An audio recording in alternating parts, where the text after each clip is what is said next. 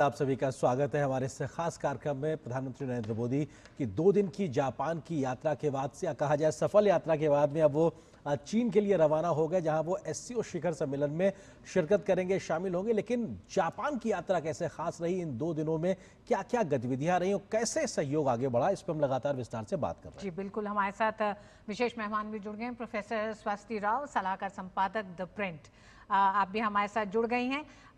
स्वस्ति, एक कमेंट आपसे लेते हुए कि आप किस तरह से 2 दिन की प्रधानमंत्री की जापान यात्रा को किन किन मायनों में सफल देख रही हैं? जी नमस्कार आप सबको। और बिल्कुल 2 दिन से एक्चुअली बहुत अच्छा देखिए ये संकेत है, क्योंकि पिछले कुछ हफ्तों में स्पेशली आपने देखा होगा कि जिस तरह का डिप्लोमेटिक टर्ब्यूलेंस चल रहा था अमेरिका को लेकर। एक तरफ आप अमेरिका के आई एम श्योर सब लोग यहाँ पर अवेयर हैं कि अमेरिका ने किस तरह से अपनी पुरानी स्ट्रेटेजिक पार्टनरशिप विद इंडिया को एक बहुत ही चैलेंजिंग मोड पे लाके खड़ा कर दिया है। उधर चाइना के साथ एक तरीके का रीसेट हम करने की कोशिश कर रहे हैं, मैनेजमेंट कर रहे हैं। रशिया के साथ भी हम अपने रिलेशंस को दूसरी तरह से देख रहे हैं। तो और इधर पाकिस्तान हमारे नेबरहुड में। तो ये जरूर रहा है कि पिछले कुछ हफ्तों से, एक आध महीने से, ये हमारा एक ऑब्सेशन सा हमको दिखता है इन कंट्रीज को लेकर। बहुत बार इस पे विचार होता है, सोशल मीडिया में बहसें छिड़ती हैं, लेकिन इसमें सच में जो एक बिग डील है वो ये यात्रा प्रधानमंत्री की है जापान को लेकर। और जापान हमारा नेशनल पार्टनर रहा है। जापान के साथ हमारा कोई बैगेज ऑफ हिस्ट्री नहीं है। आप सबको यहाँ पर, आपने ये जो प्राइमर्स थे उसमें भी आपने इस बात को कई बार रेखांकित किया कि ओडीए सबसे बड़ा रेसिपिएंट इंडिया रहा है। लेकिन इन सब चीजों के बावजूद और इतनी अच्छी गुडविल होने के बावजूद हम जापान के साथ अपनी नेचुरल पार्टनरशिप को ठीक तरीके से यूटिलाइज नहीं कर पाए हैं। अगर आप ट्रेड देखें तो ट्रेड कम है। भारतीय वहां पे स्टूडेंट्स देखें तो बहुत ज्यादा नहीं है। तो पीपल टू पीपल एक्सचेंजेस ज्यादा नहीं है। ट्रेड बहुत ज्यादा नहीं है। जापान इतना बड़ा टेक्नोलॉजिकल जायंट है और उसके साथ हमने सेमीकंडक्टर्स अब किए हैं। लेकिन चलिए, देर आए दुरुस्त आए। इस बार की जो प्रधानमंत्री की यात्रा है वो कई मायनों में बहुत इंपॉर्टेंट है, बहुत महत्वपूर्ण है। जापान ने जो उनके सेमीकंडक्टर्स जायंट है, प्रधानमंत्री गए भी थे वहां पे, सेंदाई में गए थे, वो मियागी प्रेफेक्चर में। और वहां पे उन्होंने, देखिए, अगर वो करते हैं इतना बड़ा इन्वेस्टमेंट भारत में, तो जापान की तरफ से तो पहला इन्वेस्टमेंट सेमीकंडक्टर्स के लिए होगा ही, एक ऐसे वक्त में जब सारा विश्व जो है वो चाइना से अपनी डिपेंडेंस को कम करने की कोशिश कर रहा है, जी। डाइवर्सिफाई कर रहा है। लेकिन जो एक बात जो इम्पोर्टेंट है कि ये और दरवाजे खोलेगा ताकि ताइवान के जो सेमीकंडक्टर जायंट्स है, जैसे टीएसएमसी है, टीएसएमसी ने भारत में कभी इन्वेस्ट नहीं किया है डायरेक्टली। उनका केवल बैंगलोर में एक ऑफिस है जहां से वो अपने क्लाइंट्स को एंटरटेन करते हैं, लेकिन इन्वेस्टमेंट नहीं आया है हमारे पास। जापान के इन्वेस्टमेंट की वजह से अभी रिसेंटली टीएसएमसी ने जापान में 2 प्लांट्स में बहुत मैसिव इन्वेस्टमेंट्स किए हैं।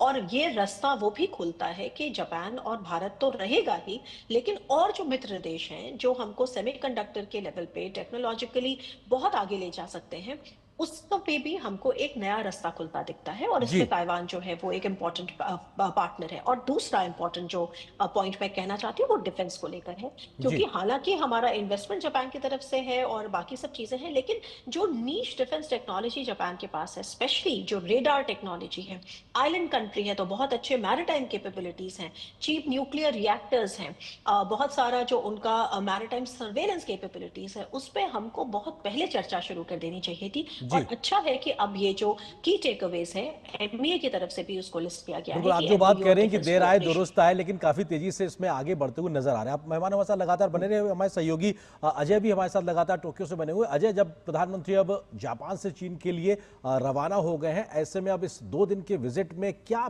बड़े टेक अवेज आपको दिखाई पड़ते हैं, कैसे उसको आप समराइज करेंगे अजय?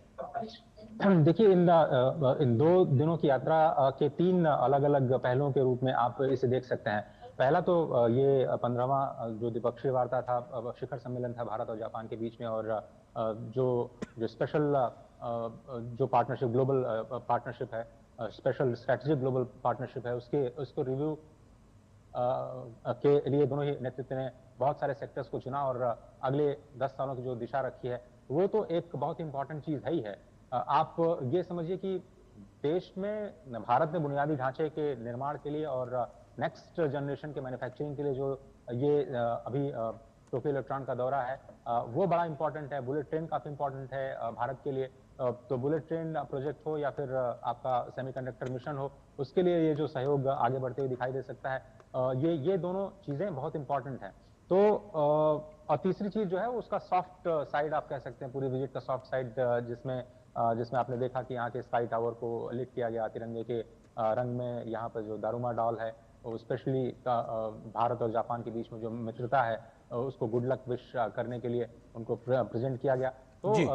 इस लिहाज से इस पूरे ऐतिहासिक यात्रा को आप बहुत ही सफल कह सकते हैं। और मुझे लगता है कि इस तरह से बार बार हम इस बात को दोहरा रहे हैं कि इससे पहले मैं एक बहुत छोटी सी बात कर दूं, चूंकि हम लोग सेमीकंडक्टर की बात कर रहे हैं और गुजरात के धोलेरा और सानंद दो जगह पे बड़ी सेमीकंडक्टर यूनिट्स आ रही हैं।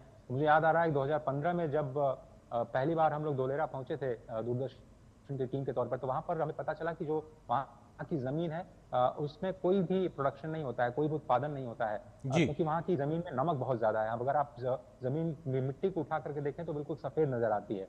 ऐसे में प्रधानमंत्री नरेंद्र मोदी उस वक्त तो केंद्र में थे, लेकिन उससे पहले जो प्लान बन चुका था कि उसको एक स्पेशल इन्वेस्टमेंट रीजन के तौर पर विकसित किया जाएगा।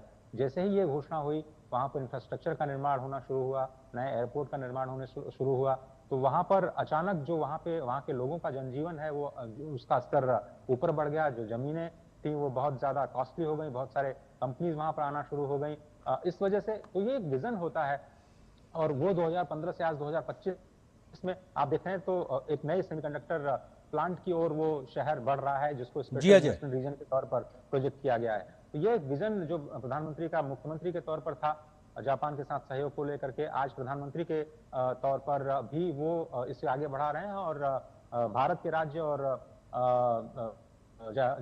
जापान के प्रीफेक्चर्स के बीच में भी जो सहयोग है वो शायद अब अगले दशक की एक बहुत बड़ी आधारशिला रखने जा रहा है, ऐसा लग रहा है। जो दोनों देशों के बीच में इस वक्त जो वाइब्स कहते हैं ना, जो हमें महसूस हो पा रहा है यहाँ पर टोक्यो की जमीन से।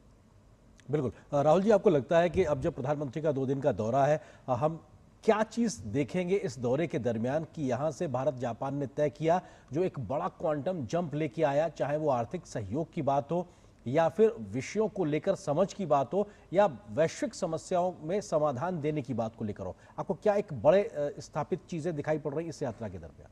देखिए, अगर हम भारत और जापान के संबंधों को लुक ईस्ट और एक्ट ईस्ट नीतियों के संदर्भ में देखें जी, तो जापान आखिरी देश था जिसने भारत की लुक ईस्ट नीति का समर्थन किया और ऑन बोर्ड आया। आखिरी देश था दक्षिण पूर्व एशिया और पूर्व एशिया में।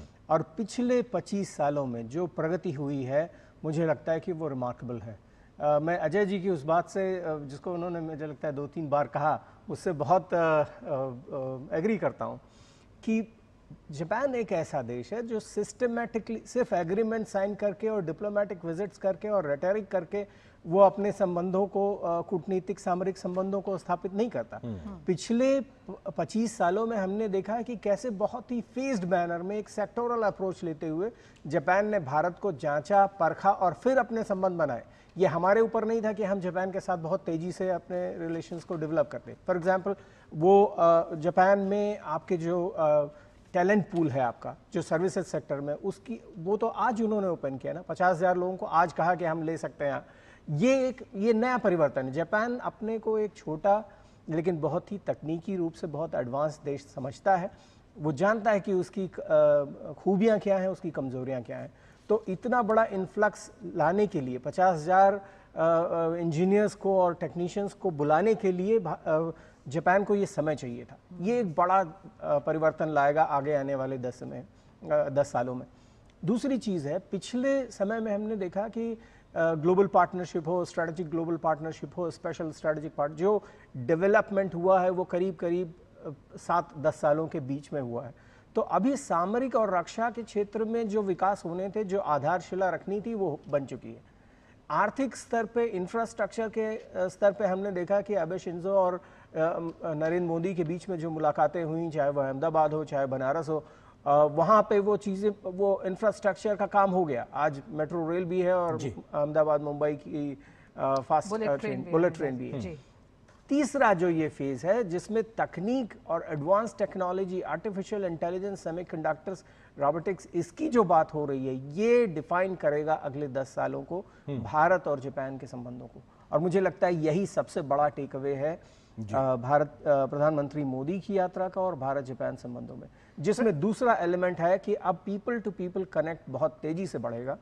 भारतीयों का जापान जाना और जापानी लोगों का भारत आना, टूरिस्ट वीज़ास का संदर्भ हो या वर्क फोर्स का जापान जाना हो, दोनों ही स्तर पे ये पीपल टू पीपल कनेक्ट बढ़ाएगा। और ये मुझे लगता है कि सबसे कमज़ोर फैक्टर रहा है पिछले 25 सालों में। प्रोफेसर स्वस्ति, जिस तरह से प्रोफेसर मिश्रा ने एक तरह से वो पूरा खाका खींचा जिसमें भारत और जापान के संबंध, और जापान अगर आज तैयार होता है कि भारत से 50,000 स्किल्ड लेबर को, वर्कफोर्स को तैयार करने की बात करता है, तो इसमें अब एक ऐसा जंक्चर है जहां भारत और जापान के संबंधों को एक नया सफर शुरू करना है। क्या आपको ऐसा लगता है कि प्रधानमंत्री की इस यात्रा के बाद घरेलू स्तर पे बहुत कुछ किए जाने की जरूरत है? अब देखिए, इसको समझने के लिए एक थोड़ा लेवल ऑफ एनालिसिस क्लियर कर लेते हैं। सही कह रहे हैं बिल्कुल मिश्रा जी, और उनका जो बिल्कुल ये सही बात है कि मतलब वी हैव टू अंडरस्टैंड कि अब आगे की जो क्रिटिकल ड्राइवर्स हैं वो क्या होने। क्रिटिकल ड्राइवर्स जो हमारे हैं, डेफिनेटली टेक्नोलॉजी उसमें बहुत बड़ा रोल निभाएगी। और आपने भी बताया जो पीपल टू पीपल एक्सचेंज, देखिए मैं खुद जापान में 5 साल रही हूँ, तो मैं ये बता सकती हूँ कि जापान भारतीयों के लिए पहली इसलिए टेक्नोलॉजिकल इंजीनियर्स को अगर आप छोड़ दें तो जनरली जो भारतीय स्टूडेंट्स के लिए पहला डेस्टिनेशन इसलिए नहीं होता है क्योंकि लैंग्वेज का बैरियर है। लैंग्वेज का बैरियर हमारी तरफ से भी है, जापानी भाषा उतनी पॉपुलर नहीं है, और हम ऐसे देशों में जाना चाहते हैं जहाँ अंग्रेजी बोली जाती है, और जापानीज जो है वो अंग्रेजी में उनका हाथ तंग रहता है। तो टेक्नोलॉजी का जो लेवल है वहां पे तो आपको बात बनती नजर आती है, क्योंकि वो टेक्निकल एरियाज हैं। लेकिन जनरली जिसको हम पीपल टू पीपल एक्सचेंज कहते हैं, जनरली अगर आप बिजनेसेस की बात करें, जनरली आप स्टूडेंट्स की बात करें, वहां से रिसर्च करने की बात करें, तो इसमें बहुत बड़ा पोटेंशियल है जिसको टैप करना है। तो इसका स्वागत करना चाहिए। देखेंगे कि ये आगे कैसे बढ़ता है। लेकिन दूसरी चीज मैं जरूर यहाँ पे कहूंगी कि देखिए, टेक्नोलॉजी एक एस्पेक्ट है, और भी कुछ बहुत इंपॉर्टेंट एस्पेक्ट्स हैं जो आज के स्ट्रेटेजिक परिदृश्य में जिनकी बारे में बात होनी चाहिए। वो ये कि देखिए, हम जनरली जब कहते हैं कि चाइना और भारत compete करते हैं इन्फ्लुएंस के लिए ग्लोबल साउथ में, जो एक लूज टर्म है डेवलपिंग इकोनॉमीज के लिए, तो इस बात पे हमारा ध्यान नहीं रहता कि असल में उसका सबसे अच्छा काउंटर बैलेंस जापान है, क्योंकि जापान जो है वो ज्यादा इन्वेस्टेड है इन रीजन्स में, लेकिन जापान का जो तरीका है, जैसे चुपचाप काम करना, एक बैक फुट पे रहना, चीजों को बहुत एग्रेसिवली अपने आप को मार्केट ना करना जैसा कि चाइना करता है, तो कई बार हमारा इस पे ध्यान नहीं जाता। अगर आप जापान के free and open Indo Pacific जो उनकी स्ट्रैटेजी है 2023 में, जिसका इटरेशन दोबारा किया गया है, अगर आप उसके थर्ड पिलर को देखते हैं और जिस तरह से अगर आप उनका विजन समझते हैं कि connectivity right from Indo Pacific region, जो ईस्टर्न साइड है वहां पे, जो भारत के लिए भी इंपॉर्टेंट है क्योंकि भारत की लोक ईस्ट पॉलिसी, अभी प्रोफेसर मिश्रा ने उसका जिक्र किया था, वो उसके बाद साउथ एशिया में जो जापान के तमाम कनेक्टिविटी प्रोजेक्ट्स है, और all the way to the eastern coast of Africa, वहां पे जो कनेक्टिविटी प्रोजेक्ट्स है, अगर आप इन तीनों को अगर कनेक्ट करते हैं डॉट्स, और आपको दिखता है कि भारत इसको कैसे इस पे से एक सिचुएशन क्रिएट कर सकता है वर्किंग ग्रुप के लेवल पे, कोऑपरेशन के लेवल पे, तो बहुत बड़ा एक ऐसा एरिया है जो अनटैप्ड है। जनरली जब हम इंडो पैसिफिक की बात करते हैं तो या तो हम सिर्फ क्वाड के बारे में बात करते हैं, या हम रेजिलियंस ऑफ सप्लाई चेन्स के बारे में बात करते हैं, और कई बार बात वहां पे होकर रह जाती है, फिर हम बायलैटरल्स के बारे में बात करने लगते हैं। लेकिन ये जो कनेक्टिविटी की बात है, और आज के दौर में इसका एक इंपॉर्टेंट रेलेवेंस इसलिए भी है जो ज्यादा जाहिर है, क्योंकि चाइना न केवल हमारे चारों तरफ एक एनसर्कलमेंट, तो वो तो है ही, सबको पता है कि चाइना का जो स्ट्रिंग ऑफ पर्ल्स है, कि कैसे स्ट्रेटेजिक लोकेशंस पे चाइना का पोर्ट डेवलपमेंट है। समय भारत के नेबर्स में एक भूटान को अगर आप छोड़ दें तो भारत का कोई ऐसा नेबर नहीं है, पड़ोसी देश नहीं है, जिसने चाइना के साथ BRI पे नहीं साइन अप किया है, and so on and so fourth, हमें मालूम है। तो इसको काउंटर बैलेंस करने के लिए जापान के तमाम तरीके के प्रोजेक्ट्स इंडिया के नॉर्थ ईस्ट में चलते हैं। तो भारत को हम इन कॉन्वर्सेशंस को, इन डिस्कोर्सेस को अगर हम मेन स्ट्रीम नहीं करेंगे तो ये मोमेंट पे हम ठीक ढंग से कैपिटलाइज नहीं कर पाएंगे। तो एक तो मैं इस पे ध्यान ले जाना चाहती हूँ, टेक्नोलॉजी के अलावा, क्योंकि टेक्नोलॉजी तो बड़ा ऑब्वियस है, उसके बारे में तो सेमीकंडक्टर्स, उसके बारे में तो सब बात कर ही रहे हैं, और वो उसकी जरूरत को तो मैं ओवरस्टेट नहीं कर सकती। दूसरा, एक और इम्पॉर्टेंट बात जिसको हम नहीं करते हैं, वो और भी ज्यादा है कि जो जापान का ट्रांसफॉर्मेशन खुद एज अ सिक्योरिटी एक्टर हुआ है, क्या रीजन था कि हमारा इतने अच्छे नेचुरल पार्टनर के साथ भी किसी प्रकार का कोई डिफेंस कोऑपरेशन ज्यादा नहीं रहा। भारत तो एक दुनिया का सबसे बड़ा वेपन्स का इंपोर्टर कंट्री है ना। अभी केवल 2020 और 2024 के दौर में यूक्रेन जो है वो ज्यादा बड़ा इंपोर्टर बना, जी। वरना हमेशा भारत ही रहा है सबसे बड़ा इंपोर्टर। और इतना बड़ा नेचुरल पार्टनर जिसके पास इतनी सारी नीश कैपेबिलिटीज हैं, केवल एक डील हमने साइन करी थी शिन माइवा एम्फीबियस प्लेन्स की, जी जो स्वाति कई जी। साल तक जी नेविगेट होने के बाद हमने मतलब उस पे हमने कैंसिल कर दिया। एनीवे वो अब दैट इज बिहाइंड अस।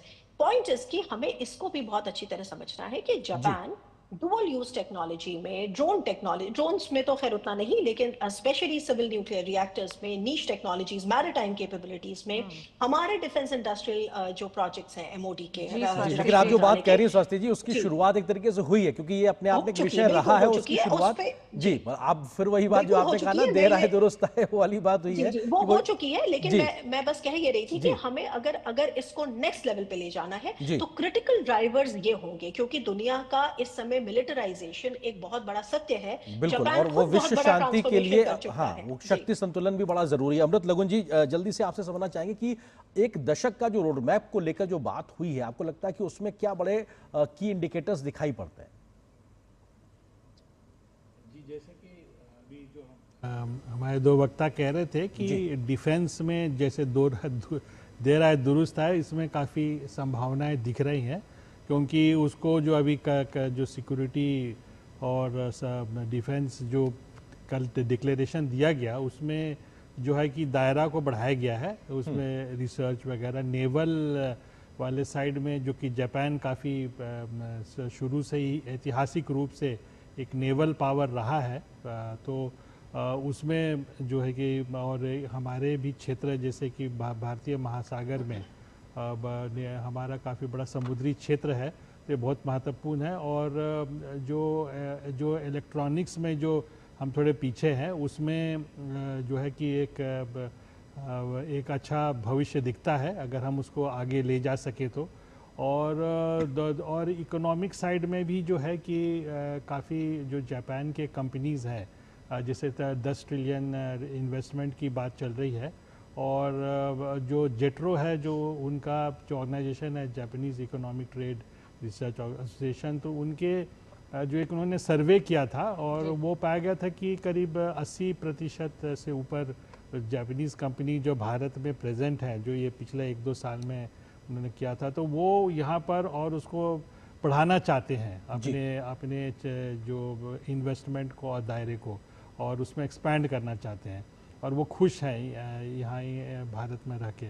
तो ये एक बहुत अच्छा पहल है। और जापान में जो पीपल टू पीपल की बात हो रही थी, तो जापान को तो जो पहले ही कंट्री था जिनको कि वीज़ा ऑन अराइवल होता था, जो बहुत पहले से चल रहा था, उसके बाद दक्षिण कोरिया को बाद में दिया गया। तो और जो हमारा कल्चरल जो कनेक्ट है बुद्धिज़्म के थ्रू खास करके, वो जो है कि वो खास करके ईस्ट इंडिया में बहुत ही उसका स्ट्रॉन्ग फाउंडेशन है। तो ये अगले 10 साल में, और जापान का ये भी हमें ध्यान देना होगा कि भारत के कंट्रास्ट में या भारत के उल्टा वो एक डिक्लाइनिंग पॉपुलेशन वाइज देश है। जापान की जो जनसंख्या है ऑलरेडी 2-3 करोड़ पिछले जो घट गई है, तो जापान का सर्वाइवल भी जो है कि बिल्कुल बहुत बड़ा, और यही कारण है कि भारत के साथ कई ऐसे समझौते हुए जिसमें ये बताता है कि भारत की ताकत की भी कितनी जरूरत जापान को है। अजय हमारे साथ बने हुए हैं। अजय, आपसे अंत में जानना चाहेंगे, हम देख रहे हैं कि प्रधानमंत्री नरेंद्र मोदी की जापान यात्रा कई मायनों में अहम समझौते बताते हैं कि किस तरह से आने वाले 10 साल में, जिसमें सेमीकंडक्टर है, इंफ्रास्ट्रक्चर है, टेक्नोलॉजी है, AI है, इन तम सब क्षेत्रों में। लेकिन ये दौरा एक ऐसे समय हुआ जब हम देख रहे थे कि टैरिफ के मोर्चे पर अमेरिका के साथ जिस तरह का जो टकराव है, उसमें क्या आपको लगता है दोनों देशों ने अमेरिका को बड़ा संदेश दिया है? हम जानते हैं जापान से एक दल अमेरिका जाने वाला था, टैरिफ को लेकर, वार्ता को लेकर वो नहीं गया, और जापान के उद्योग जगत बेसब्री से प्रधानमंत्री नरेंद्र मोदी से मुलाकात का इंतजार कर रहा था। 2 बैठकें ऐसी रहीं, दोनों के नतीजे बेहद एक तरह से उत्साहजनक आए हैं सामने। ऋतु जी, जब डिप्लोमेसी की बात होती है तो कहीं पे कुछ चीज़ें बहुत ही स्पष्ट तरीके से कह देनी होती हैं, कहीं पर कुछ चीज़ों को बिल्कुल कहा नहीं जाता है, लेकिन इशारों में संकेत जरूर किया जाता है कि आप क्या कहना चाहते हैं। ये सवाल उठा था MEA के सामने। विदेश मंत्रालय ने स्पष्ट तौर पर कहा, बिना किसी देश का नाम लेते हुए कहा, कभी कभी नाम न लेना भी नाम लेने से ज्यादा असरदार हो जाता है। तो इस पूरे दृष्टिकोण से चाहे आप अमेरिका का नाम लें या न लें, लेकिन पूरे दुनिया में टैरिफ वॉर को लेकर के, अगर टैरिफ के साथ वॉर शब्द जुड़ता है तो अपने आप में अमेरिका की सबसे बड़ी हार कहा जा सकता है। क्योंकि अगर आप एक छोटे से टूल को, जिसको वहां की अदालत भी अब गैर कानूनी करार दे चुकी है, उसके बाद भी आप इंसिस्ट करते हैं कि ये तो जारी रहेगा, ये तो मेरा अपना है, ये मैं यूनिलैटरली करूंगा, मेरी जो मर्जी है मैं करूंगा, मैं आप पे इतना लगा दूंगा, अगर आप ऐसा नहीं करते हैं तो मैं ऐसा करूंगा। इस तरह के जो अनप्रेडिक्टेबिलिटी है मतलब एक तरफ तो अनप्रेडिक्टेबिलिटी की सीमा है और दूसरी तरफ प्रधानमंत्री नरेंद्र मोदी कहते हैं कि हम एक क्रेडिबल एक ऐसा इकोसिस्टम बनाना चाहते हैं, जिस पर ऐसी पॉलिसी बनाना चाहते हैं जो प्रेडिक्टेबल हो निवेशकों के लिए, और इसीलिए भरोसा आप कहाँ करेंगे, ये वाली बात है। तो टैरिफ का अगर जहाँ इशू है, तो वाकई जो भरोसा है अमेरिका का, पूरी दुनिया का भरोसा अमेरिका पर से घटना शुरू हुआ है, इसमें कोई दो राय नहीं है। लेकिन भारत और जापान के बीच के जो रिश्ते हैं वो दिखाते हैं, और ये जो सारे समझौते हैं दिखाते हैं कि एक दशक पहले, या फिर कहें तो अभी हम 75 साल पूरे करने वाले हैं अपने डिप्लोमेटिक रिलेशंस के, लेकिन पिछले दशक में जो एक पूरा आधारभूत ढांचा तैयार किया गया है दोनों देशों के संबंधों का, अगला दशक बहुत ही महत्वपूर्ण होने जा रहा है और बहुत तेज विकास जो आज शिकायत हमारे पैनलिस्ट कर रहे हैं, मुझे लगता है अगले 10 साल बाद अगर इस बात को हम चर्चा पर लाएंगे तो एक तस्वीर बहुत ही बदली हुई दिखाई देगी, क्योंकि तब तक इमारत बन चुकी होगी। बिल्कुल अजय, शुक्रिया आपका हमारे साथ लगातार बने रहने के लिए, और निश्चित तौर से बेहद महत्वपूर्ण दौरे की पल पल की खबरें आप हमारे साथ पहुंचाते रहे। अजय, आपका शुक्रिया। और यहाँ पर एक छोटे से ब्रेक के लिए रुकते हैं, हमारे साथ खास मेहमान लगातार बने हुए, इस चर्चा को हम आगे बढ़ाएंगे छोटे से ब्रेक के बाद।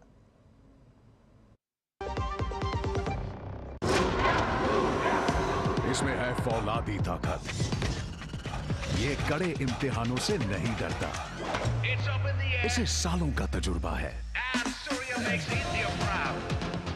इसलिए मैं भी सूर्या पाइप्स का फैन हूँ। देश की तरक्की के सच्चे साथी। सूर्या है तो भरोसा है। जब धरती चीर कर निकलता है लोहे का पत्थर और मिलता है मोंगिया के जोश से, फिर तपता है, पिघलता है और बनता है फौलाद। अब होता है सरिया सारी खूबियों के साथ। मोंगिया स्टील, मजबूत देश का मजबूत सरिया। और हम लगातार बात कर रहे हैं प्रधानमंत्री नरेंद्र मोदी के जापान दौरे की। हालांकि प्रधानमंत्री का जापान दौरा संपन्न हो चुका है और वो SCO की शिखर बैठक के लिए रवाना हो चुके हैं चीन के लिए। अब कंक्लूडिंग रिमार्क्स में प्रोफेसर मिश्रा, आप ही से जानना चाहेंगे, क्योंकि अब से कुछ घंटे के बाद देश और दुनिया की नजरें एक ऐसी मुलाकात पे होगी जहां प्रधानमंत्री मोदी और राष्ट्रपति शी की मुलाकात होगी। मौजूदा जियोपॉलिटिक्स को देखते हुए बेहद अहम हो जाएगी। लेकिन अभी जो ये पूरी यात्रा पूरी हुई है, कंक्लूडिंग रिमार्क्स में आप किस तरह से देखते हैं इस पूरी यात्रा को? क्या यादगार वो लम्हे भी रहेंगे और साथ ही साथ वो महत्वपूर्ण पड़ाव जिन पे अब स्वदेश लौटने के बाद भारत और जापान के संबंधों को और मजबूती देने के लिए प्रधानमंत्री नरेंद्र मोदी को तमाम राज्यों के साथ आगे काम करने की ज़रूरत होगी?